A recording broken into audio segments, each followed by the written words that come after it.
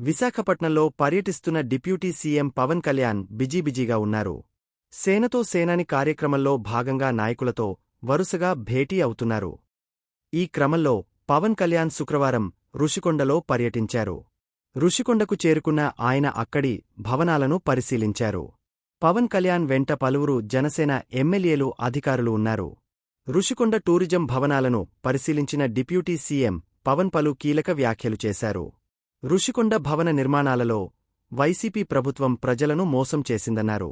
Tourism భవనాల renovate చేస్తామని ఉన్నవి పడగొట్టి కొత్త భవనాలు కట్టారన్నారు. చెట్లను నరికేసి పర్యావరణాన్ని దెబ్బతీశారన్నారు. రుషికొండ భవనాల నిర్మాణంలో మట్టి అమ్ముకుని అవినీతికి పాల్పడ్డారని పవన్ కళ్యాణ్ ఆరోపించారు. రూపాయలు 450 కోట్లు ఖర్చు పెట్టిన భవనంలో అప్పుడే పెచ్చులు ఊడుతున్నాయన్నారు. ఇంజనీర్లతో రుషికొండ భవనాల సేఫ్టీ ఆడిట్ జరిపించాలని సూచించారు.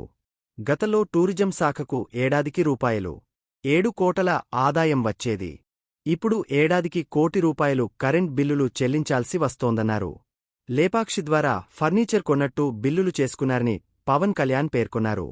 గతంలో తమను రుషికొండకు రాకుండా అడ్డుకున్నారని గుర్తుచేశారు. గతంలోనూ రుషికొండ భవనాలను పరిశీలించారు పవన్ కళ్యాణ్. అయితే కూటమి ప్రభుత్వం అధికారంలోకి వచ్చాక రుషికొండ భవనాల అంశం చర్చనీయాంశంగా మారింది. ఏం చేయాలన్న దానిపై ఇప్పటివరకు ప్రభుత్వం ఎలాంటి నిర్ణయం తీసుకోలేదు.